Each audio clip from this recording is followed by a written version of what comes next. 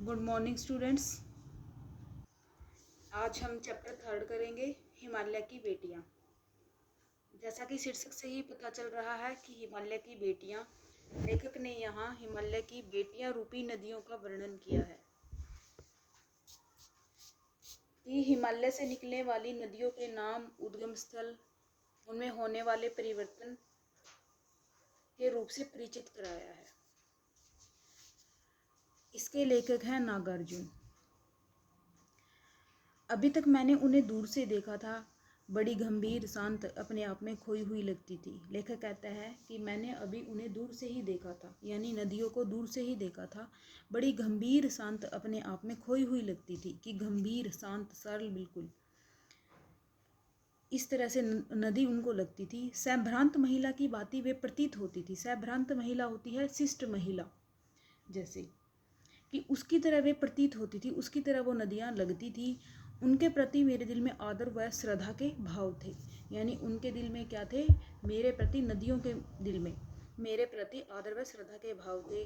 माँ और दादी, मौसी और मामी की गोद की तरह उनकी धारा में डुबकियाँ लगाया करता था। जैसे छोटा बच्चा होता है, माँ, दादी, मौसी, मामी की गोद में खेलता है, उसी तरह लेखक भी नदियों की धारा रूपी गोद में खेला करता था, उनकी धारा में डुबकियाँ लगाया करता था। एक बार क्या होता है कि लेखक हिमालय की यात्रा पर जाता है।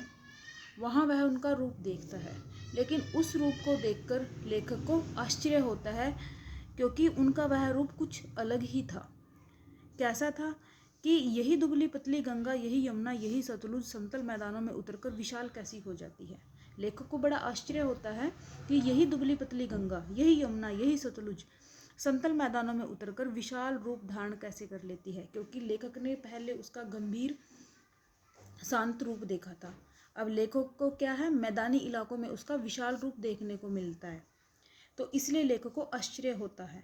हिमालय की गोद से निकलकर बाल लीलाएं करती है नदी, अपनी बाल्यावस्था में आती है। इनकी भावभंगी, इनका यह उल्लास कहाँ गायब हो जाता है? मैदानों में आकर। लेखक को इसी बात का आश्चर्य हो जाता है कि मैदान में आकर इनकी बाल लीलाएं, इनकी हिमालय की गोद से निकलकर जो बाल लीलाएं हैं, बाल्यावस्था में प्रवेश कर जाती हैं, तो वो इनका उल्लास कहाँ गायब हो जाता है? कहाँ ये भागी जा रही हैं? ये कौन लक्ष्य है जिसने इन्हें बेचैन कर रखा है? लेखक कहता है कि ये कहाँ भागी जा रही हैं, इनका कौन सा लक्ष्य है जिसने इनको बेचैन कर रखा है। अर्थात जैसे नदी में पानी जाता है, उसकी आवाज़, पानी की आवाज़ आती है, उसे देखकर लगता है कि पानी भागा हुआ कहाँ जा रहा है। इसी तरह लेखक को भी यही महसूस हो रहा है। अपने महान पिता की विराट प्रेम पाकर भी अगर इनका हृदय अतृप्त है, तो वह कौन होगा? महान पिता कौन है यहाँ? हिमालय। तो उसका विराट और असीम प्रेम पाकर भी इनका हृदय अतृप्त ही है, यानी तृप्त नहीं है। तो वो कौन होगा जो इनकी प्यास मिटा सकेगा? मतलब हिमालय का इतना असीम प्यार और प्रेम पाकर भी इनका हृदय अतृप्त है, अभी तक तृप्त नहीं है, संतुष्ट नहीं है। तो अब कौन होगा जो इनकी प्यास मिटा सकेगा? सफ़ेद बर्फ से ढकी पहाड़ियाँ, छोटे छोटे पौधों से भरी घाटियाँ, इनमें इनकी लीला निकेतन अलग रूप से देखने को मिलती है।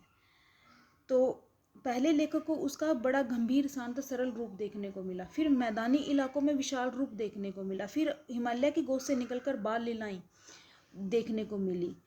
तो अब लेखक यह पूछता है कि यदि हिमालय की ऊंची ऊंची चोटियों में जाकर यह प्रश्न पूछा जाए कि क्या आप अपनी बेटियों को याद करते हो? बेटियां मतलब नदियों को, जो उसकी बेटियां रूपी नदी हैं, उनको याद करते हो? तो उसकी ये ऊंची ऊंची चोटियां मौन ही रहेंगी, चुप ही रहेंगी।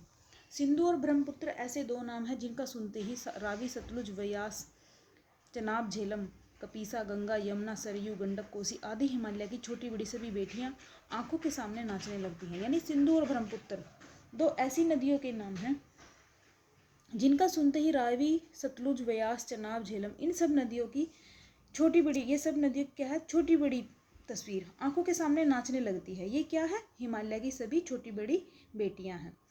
लेकिन लेखक कहता है कि वास्तव में सिंधु और ब्रह्मपुत्र कुछ नहीं है, क्योंकि ये हिमालय के पिघले हुए दिल की, हिमालय के पिघले हुए दिल की एक एक बूंद एकत्रित होकर इन महानदों में जाती है और फिर ये समुद्र की ओर प्रवाहित होती हैं। जिसके कारण लेखक ने समुद्र को भी सौभाग्यशाली कहा है। तो समुद्र को, आपके पास ये क्वेश्चन भी आ सकता है कि समुद्र को सौभाग्यशाली क्यों कहा है। समुद्र को सौभाग्यशाली इसलिए कहा है क्योंकि इसमें दयालु हिमालय के पिघले हुए दिल की एक एक बूंद एकत्रित होकर इन महानदों के रूप में जाती है और ये समुद्र में गिरती है। और समुद्र को इन दोनों बेटियों का, यानी किसका, सिंधु का और ब्रह्मपुत्र का हाथ पकड़ने का श्रेय मिला है, इसलिए उसको सौभाग्यशाली कहा गया है। तो लेखक कहता है कि जिन्होंने मैदानों में ही इन नदियों को देखा होगा, उनके ख्याल में शायद ही यह बात आ सके कि बूढ़े हिमालय की गोद में बच्चियां बनकर ये कैसे खेला करती हैं। कि कुछ आदमी ऐसे हैं जिन्होंने मैदानों में ही इन नदियों को देखा होगा, उन्होंने उनका वह सरल व शांत रूप नहीं देखा, तो उनको शायद ही यह बात समझ में आए कि हिमालय की गोद में ये नदियाँ, यानी जो उसकी छोटी बड़ी सारी बेटियां थी, ये कैसे खेला करती थी। उसको शायद ही इस बात का यकीन हो, क्योंकि लेखक तो उसके सभी रूप देख रहा है। लेखक को तो यकीन है कि कैसे ये पहले सरल शांत स्वभाव में थी, फिर कैसे ये मैदानी इलाकों में विशाल रूप में बहती थी, फिर कैसे ये अपनी बाल्यावस्था में आकर बाल लीलाएँ दिखाती थी, फिर कैसे ये गहरी घाटियों में, जंगलों में, गुफाओं में, पर्वतों में इत्यादि में इनका लीला निकेतन चलता था इत्यादि। तो जैसे छोटा बच्चा होता है माँ बाप की गोद में नंग दड़ंग अवस्था में भी खुश रहता है, खेलता है, इसे उसको भी खुशी होती है और पिता को भी खुशी होती है। ऐसे ही लेखक के लिए भी वो लुभावना प्रतीत होता है, क्या, कि उसको इन अलग अलग रूपों में देखना लुभावना प्रतीत होने के कारण उसने हिमालय को ससुर और समुद्र को दामाद कहना ठीक समझा है। क्योंकि लेखक क्या कहना चाहता है कि यहाँ नदियों रूपी बेटियों की शादी समुद्र के साथ कर दी गई है, नदियों रूपी बेटियों की शादी समुद्र के साथ कर दी गई है। आगे मतलब कि इस पूरे लेसन में लेखक ने नदियों के मानवीकरण पर बल दिया है, मनुष्य के रूप में। प्रकृति के चिन्ह क्या होते हैं, जैसे नदी, नदियाँ, पर्वत, बादल, इन सब का वर्णन किया है। अब यहाँ कालिदास का वर्णन किया गया है। कालिदास का महाकाव्य जैसे मेघदूत है, कालिदास का महाकाव्य मेघदूत है। उस मेघदूत में क्या है, एक यक्ष और यक्षिणी के विरह की कहानी बताई गई है कि यक्ष बादल के हाथों यक्षिणी के लिए संदेश पहुंचाता है, बादल के हाथों यक्षिणी के लिए संदेश पहुंचाता है और उसे कहता है कि आप जाते हुए बेतवा नदी को प्रेम का प्रतिदान देते जाना। बेतवा नदी है जो वित्रवती के नाम से भी जानी जाती है। प्रेम का प्रतिदान क्या है, अपने जल रूपी प्रेम का प्रतिदान देते जाना, यानी जाते हुए उसमें कुछ जल की बूंदें देते जाना, क्योंकि वह प्रेयसी तुम्हें पाकर अवश्य प्रसन्न होगी। प्रेयसी किसको बताया गया है यहाँ, बेतवा नदी को, कि वह प्रेयसी, वह बेतवा नदी इस जल को पाकर अवश्य प्रसन्न होगी। तो लेखक कहता है कि इन चंचल नदियों को देखकर मुझे यह बात याद आ गई कि शायद उस महाकवि को भी नदियों का सचेतन रूपक पसंद था। तो उसने इन चंचल नदियों को देखकर यह बात अचानक याद आई, क्योंकि उस महाकवियों को भी नदियों का कॉन्शियस रूप पसंद था। दरअसल जो कोई भी नदियों को पहाड़ी घाटी और समतल आंगनों के मैदान में जुदा जुदा शक्लों में देखेगा, वह इसी नतीजे पर पहुंचेगा। यानी जो नदियों को पहाड़ी घाटियों और समतल आंगनों में अलग अलग उसमें देखेगा, अलग अलग रूपों में देखेगा, तो वह इसी नतीजे पर पहुंचेगा जैसे कि कवि पहुंचा है। तो यहाँ नदियों का मानवीकरण किया गया है मनुष्य के रूप में। लेखक से पहले के कवियों ने भी नदियों का मानवीकरण किया है, संस्कृत साहित्य में भी और हिंदी साहित्य में भी।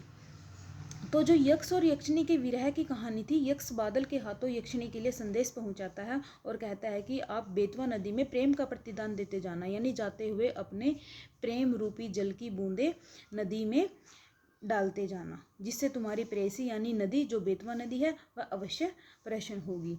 तो यहाँ क्या है, यक्ष क्या है, बादल को अपना दूत बनाता है। आगे है, काका कालेलकर ने नदियों को लोकमाता कहा, यानी जग की माता कहा है। नदी क्या है, जग का कल्याण करती है। जल है तो जीवन है, जल के बिना जीवन नहीं है। तो जितनी भी सभ्यता विकसित हुई हैं, जैसे सिंधु घाटी की सभ्यता सिंधु नदी के किनारे हुई है, और मिस्र की सभ्यता नील नदी, वो मेसोपोटामिया, वो भी नील नदी के किनारे विकसित हुई है। इसलिए ये नदियाँ अपने क्षेत्र में आने वाले सभी जीव जंतुओं का पालन पोषण करती हैं, माता की भूमिका निभा रही हैं। तो एक दिन यहाँ लेखक क्या कहता है कि एक दिन लेखक तिब्बत जाता है, वहाँ उसकी तबीयत ढीली हो जाती है, तो वह क्या करता है, सतलुज नदी के किनारे सतलुज नदी के जल में पैर रखकर बैठ जाता है। तो थोड़ी ही देर में उस प्रगतिशील जल ने उसके पैरों पर असर डाल दिया, मतलब उसको पॉजिटिविटी महसूस हुई और उसका मन फ्रेश हो गया। तो उसी नदी के किनारे वह कविता गुनगुनाता है। देखिए वह कविता क्या है। जय हो सतलुज बहन तुम्हारी, लीला अचरज बहन तुम्हारी, हुआ मुदित मन हटा कुमारी, जाऊं मैं तुम पर बलिहारी। तुम बेटी यह बाप हिमालय, चिंतित पर चुपचाप हिमालय, प्रकृति नदी के चित्रित पट पर अनुपम अद्भुत छाप हिमालय, जय हो सतलुज बहन तुम्हारी। तो यहाँ पूरे लेसन में लेखक का मेन उद्देश्य यही है कि हिमालय से निकलने वाली नदियों के नाम, उद्गम स्थल, उनमें सदैव परिवर्तन होने वाले रूप से परिचित कराया है। हिमालय को पिता और नदियों को पुत्रियां, सागर को उनको प्रेमी माना है, क्योंकि हिमालय की बेटियां, शीर्षक से ही पता चलता है कि हिमालय की बेटियों का वर्णन किया गया है। तो नदियां क्या है, हिमालय की पुत्रियां, हिमालय पिता और सागर को उनका प्रेमी माना है, क्योंकि उसमें दो महानद हैं जो हमारे सिंधु और ब्रह्मपुत्र, उनको उसका अवसर मिला है, हाथ पकड़ने का अवसर मिला है सिंधु और ब्रह्मपुत्र का। और सिंधु और ब्रह्मपुत्र हमारी ऐसी नदियां हैं जो हिमालय के हृदय से पिंगली बूंदों से अपना अस्तित्व पाती हैं, क्योंकि उससे ही बनती हैं, वो एक एक बूंद इकट्ठा होकर उनमें डलती है। इन्हें महानदी भी कहते हैं। तो इस लेसन में नदियों का मानवीकरण किया गया है मनुष्य के रूप में। प्रकृति के चिन्ह नदी, पर्वत, बादल, इनका मानवीकरण किया गया है। तो स्टूडेंट्स, ये आपका लेसन था, ये आपको रीड करना है। इसके बाद हम इसके क्वेश्चन आंसर करेंगे। Okay, thank you.